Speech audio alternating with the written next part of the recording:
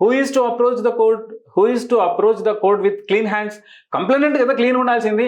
ఈ నిర్మాతలు మరి ప్రొడ్యూసర్లు, సోకాల్డ్ ప్రొడ్యూసర్స్, సోకాల్డ్ యాక్టర్లు, వీళ్ళు నాకు తెలిసినంత వరకు గౌరవ ఎన్టీఆర్ గారు 100 రూపాయలకు విజయ సంస్థ దగ్గర పనిచేసింది నెల జీతానికి. మరి వాళ్ళకి కదా రాయితీలు ఇవ్వాల్సింది, వీళ్ళకి ఎందుకు రాయితీలు ఇస్తున్నారు? కోట్లు, 100 కోట్లు, ఎస్టేట్లు, జూబ్లీ హిల్స్ లో ఆకాశ హర్మ్యాలు, అరే మల్టీప్లెక్స్లు అన్ని సొంతంగా హీరోలవే.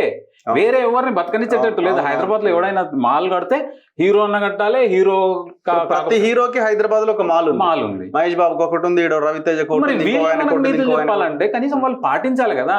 ఆ రోజు ఎన్టీఆర్ చెప్పిన నీతులు ఎందుకు పాటించడం అంటే ఆదర్శంగా ఉన్నాడు నాగేశ్వరరావు, కొద్ది గొప్ప ఆదర్శంగా. నా పాయింట్ ఒకటే, ఇప్పుడు సోకాల్డ్ ఈ మొత్తవర్లంతా ప్రెస్ మీట్ పెట్టారు కదా, దాంట్లో ఎవరన్నా ఇగో ఈ సినిమా ద్వారా నేను నష్టపోయి బికార్నే రోడ్డు మీద పడ్డా అన్న ఒకరు చూపించాను. అది కాదు సార్, నేనేమంటున్నా అంటే వీళ్ళు చిన్న సినిమాని బతకనీయకపోవడం వల్ల రోడ్డు మీద పడ్డా. You should be honoured. ఒక హీరోగా నేను కూడా అభిమాని, ఒక నాగార్జున లాంటి వాళ్ళకు నేను కూడా అభిమానిని. కానీ నాకేం వ్యక్తిగత శత్రుత్వం లేదు. కానీ నువ్వు నీ సినిమాకు 100 కోట్ల రూపాయలు ఆడినప్పుడు నువ్వు 100 కోట్లకు ట్యాక్స్ కట్టినావా? ఫస్ట్ నీకు ఎగ్జెంప్షన్ ఉంది. ట్యాక్స్ ఎగ్జెంప్షన్ ఉన్న తర్వాత వచ్చిన ఇన్కమ్ కు నువ్వు ట్యాక్స్ కట్టినావా?